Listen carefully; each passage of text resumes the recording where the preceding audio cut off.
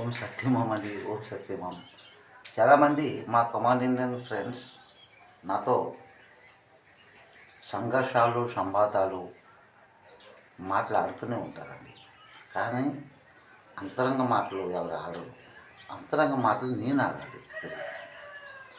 వాళ్ళు ఏ విధంగా నాతో సంవాదాలు ఆడతారంటే, గురుమూర్తి గారు, నువ్వు యూట్యూబ్ ఛానల్ నడిపిస్తున్నావు, నువ్వు ఎంతో బాగా చదువుకో ఉంటావు కదా అని అడుగుతుంటారండి.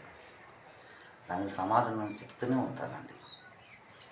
నేను ఒడిశా పురి ఓం జయ శ్రీ జగన్నాథ్ ఒడిశా పురి పుణ్యక్షేత్రంలో VIP road, Subhash Chowk VIP road, blessed sacrament high స్కూల్లో కేజీ క్లాస్, యూకేజీ క్లాస్ 1 ఈ 3 క్లాసెస్ 4 సంవత్సరాలు చదివానండి.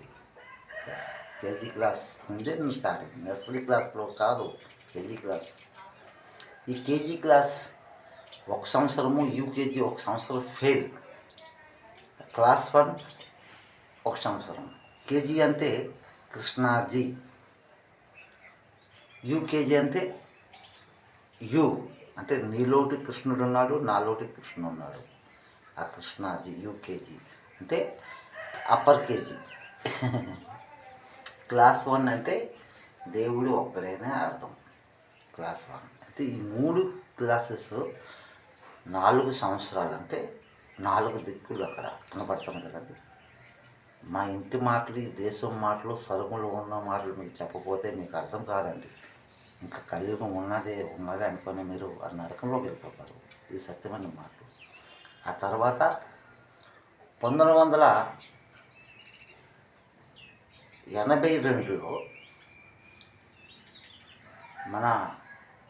మా నాన్నగారు మోసా బైరాగి మా నాన్నగారి పేరు, నన్ను మా తమ్ముడిని శంకర్రావుకి శ్రీకాకుళం పలాస కాసేబోగా అక్కబుల్ గ్రామానికి తీసుకుని వెళ్ళలేదు, డోగులపాడు మా మేనత్తల ఇంటికి తీసుకుని వెళ్ళారు.